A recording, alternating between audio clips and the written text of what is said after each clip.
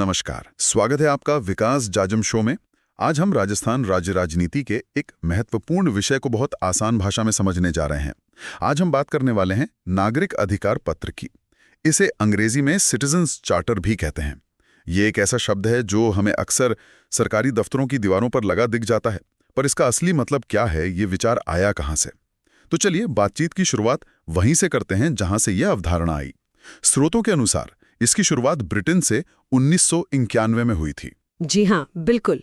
उस समय ब्रिटेन के प्रधानमंत्री थे जॉन मेजर और ये उन्हीं की सोच का नतीजा था। उनका लक्ष्य बहुत साफ था कि आम जनता को जो सरकारी सेवाएं मिलती हैं उनको बेहतर बनाया जाए। और यहाँ ये वाकई दिलचस्प हो जाता है।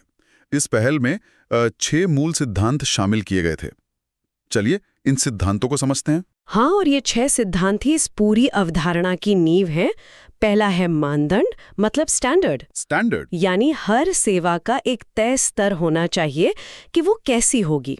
और दूसरा सिद्धांत है पारदर्शिता, मतलब ट्रांसपेरेंसी। बिल्कुल, प्रक्रियाओं में कुछ भी छिपा हुआ नहीं होना चाहिए, सब कुछ खुला और स्पष्ट हो। तीसरा है सूचना। हाँ, कि नागरिकों को सेवाओं के बारे में पूरी और सही जानकारी मिलनी चाहिए। चौथा है विकल्प, यानी चॉइस। जहां संभव हो नागरिकों को सेवाओं में विकल्प दिए जाने चाहिए। और पांचवा है निष्पक्षता, मतलब नॉन डिस्क्रिमिनेशन।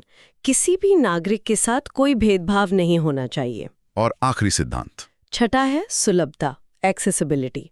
सेवाएं हर नागरिक की पहुंच में होनी चाहिए। अब हम अगले भाग पर आते हैं जिसका नाम है चार्टर मार्क स्कीम। ये एक बहुत ही रोचक पहल थी।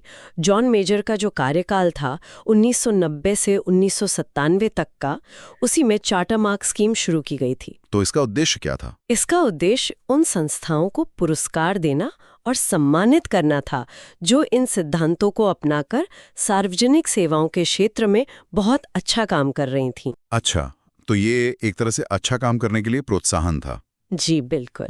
चलिए अब इस अवधारणा को और गहराई से समझते हैं। अब हम अगले भाग पर आते हैं जिसका नाम है सिटीजन्स चार्टर अवधारणा। देखिए, सिटीजन चार्टर असल में एक लिखित दस्तावेज है, एक घोषणा पत्र। इसमें कोई भी संगठन या सरकारी विभाग साफ साफ बताता है कि वो कौन सी सेवाएं देता है और उनका स्तर क्या होगा। तो इसमें क्या क्या बातें शामिल होती हैं? इसमें मुख्य रूप से 5 चीजें स्पष्ट की जाती हैं। पहला, सेवाओं के मानक, मतलब स्टैंडर्ड्स ऑफ सर्विस। ठीक है। दूसरा, सूचनाएं यानी इंफॉर्मेशन। तीसरा, विकल्प एवं परामर्श, मतलब चॉइस एंड कंसल्टेशन।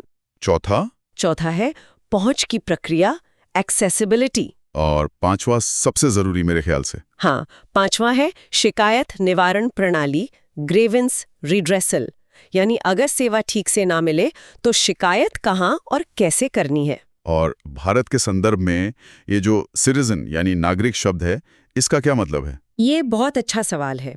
भारत में इस चार्टर के संदर्भ में सिटीजन का मतलब सिर्फ नागरिक नहीं बल्कि ग्राहक या जनता है। अच्छा। इसका पूरा ध्यान इसी बात पर है कि जनता के हितों की रक्षा हो और उन्हें मूल्य आधारित, मतलब वैल्यू फॉर मनी सेवाएं मिले। ठीक है, तो ये तो हुई वैश्विक और सैद्धांतिक बात।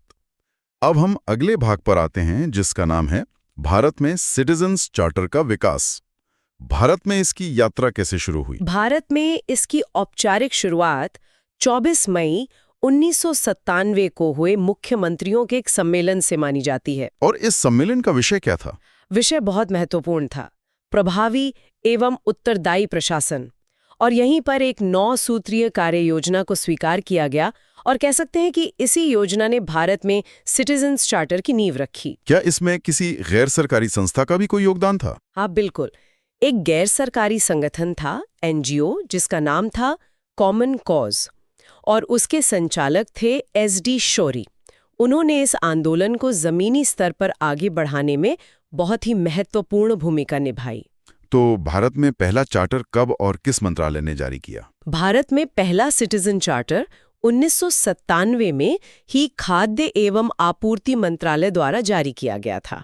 और हमारे राजस्थान में इसकी शुरुआत कब हुई, ये जानना बहुत जरूरी है। राजस्थान में पहला चार्टर 1998 में नागरिक आपूर्ति विभाग यानी सिविल सप्लाईज डिपार्टमेंट ने जारी किया। अच्छा, उसके 1 साल बाद? जी, और उसके ठीक 1 साल बाद 1999 में राजस्व मंडल बोर्ड ऑफ रेवेन्यू ने भी अपना चार्टर जारी कर दिया। अब जब हम ये समझ गए कि ये कैसे शुरू हुआ, तो अब हम अगले भाग पे आते हैं जिसका नाम है सिटीजन्स चार्टर का मुख्य उद्देश्य। इसका मूल मकसद क्या है? इसके कई उद्देश्य हैं जिन्हें हम एक एक करके समझ सकते हैं। पहला, लोक सेवाओं की गुणवत्ता में लगातार सुधार करना। ठीक है। दूसरा, सेवाओं को समय पर और असरदार तरीके से जनता तक पहुंचाना। और तीसरा, जनता को सेवाओं में विकल्प देना और उनसे सलाह मशवरा करना, ताकि प्रशासन जो है वो नागरिक केंद्रित बन सके, यानी सिटीजन सेंट्रिक। बिल्कुल। चौथा, ये सुनिश्चित करना कि करदाताओं के पैसे का सही इस्तेमाल हो, टैक्स पेयर्स मनी का। सही बात है। पांचवा, प्रशासन और सरकारी कर्मचारी दोनों की जिम्मेदारी तय करना, जिसे हम अकाउंटेबिलिटी कहते हैं। और छठा उद्देश्य? और छठा, सरकारी नियमों और प्रक्रियाओं में पारदर्शिता को बढ़ाना, मतलब ट्रांसपेरेंसी लाना। ठीक है, उद्देश्य तो स्पष्ट हैं, लेकिन एक अच्छे सिटीजन चार्टर में क्या-क्या बातें जरूर होनी चाहिए? अब हम अगले भाग पर आते हैं जिसका नाम है सिटीजन्स चार्टर में शामिल प्रमुख तत्व। एक प्रभावी चार्टर में 5 मुख्य तत्व होते हैं। कौन कौन से? पहला, दृष्टिकोण मतलब विजन और मिशन वक्तव्य, यानी वो संस्था क्या हासिल करना चाहती है। दूसरा, संस्था द्वारा प्रदान की जाने वाली सेवाओं का पूरा विवरण। तीसरा तत्व क्या है? तीसरा है उपभोक्ता ग्राहक समूह की पहचान, यानी संस्था किन लोगों को सेवाएं दे रही है। और चौथा, विभिन्न उपभोक्ता वर्गों को दी जाने वाली सेवाओं की पूरी सूची। और पांचवा, जो शायद सबसे जरूरी है, हाँ, शिकायत निवारण तंत्र सबसे महत्वपूर्ण। अगर कोई समस्या हो तो उसकी शिकायत कहाँ, कैसे और कितने समय में हल होगी, इसकी पूरी प्रक्रिया। अब हम अगले भाग पर आते हैं जिसका नाम है सिटीजन्स चार्टर का महत्व। ये आम नागरिक और प्रशासन के लिए क्यों महत्वपूर्ण है? इसका महत्व बहुत गहरा है। ये प्रशासन में पारदर्शिता और जवाबदेही को सीधा सीधा बढ़ाता है। अच्छा। ये सुशासन की अवधारणा को मजबूत करता है, गुड गवर्नेंस को। और आम नागरिक के लिए? ये आम नागरिक के लिए सरकारी सेवाओं तक पहुंचना आसान बनाता है। इसके माध्यम से सही जानकारी कम समय में मिल जाती है, जिससे नागरिक का समय और ऊर्जा दोनों बचती है। और सबसे बड़ी बात ये नागरिकों को उनके अधिकारों के प्रति जागरूक बनाता है। और अंत में सबसे व्यावहारिक सवाल पर आते हैं। अब हम अगले भाग पर आते हैं जिसका नाम है सेवा प्रदायगी में सिटीजन्स चार्टर की भूमिका, यानी सेवाएं देने में ये वास्तव में क्या भूमिका निभाता है? जमीनी स्तर पर इसकी भूमिका बहुत स्पष्ट है।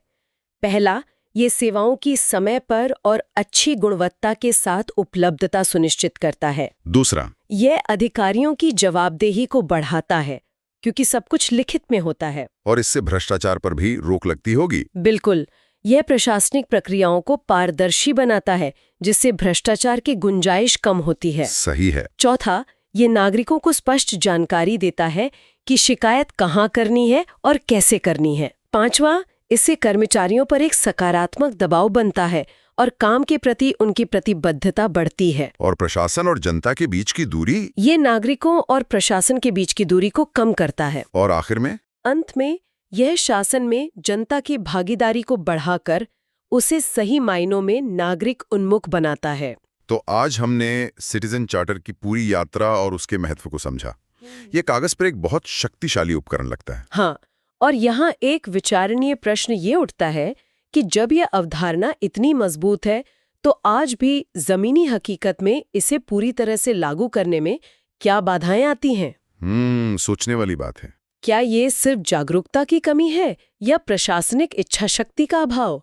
ये सोचने वाली बात है। यदि आपको ये व्याख्या पसंद आई हो तो हमारे YouTube चैनल विकास जाजिम को सब्सक्राइब करें। इस ऑडियो को अपने दोस्तों के साथ शेयर करें और अगर पसंद आया हो तो लाइक जरूर करें। अपने सुझाव और विचार कमेंट बॉक्स में अवश्य लिखें। धन्यवाद।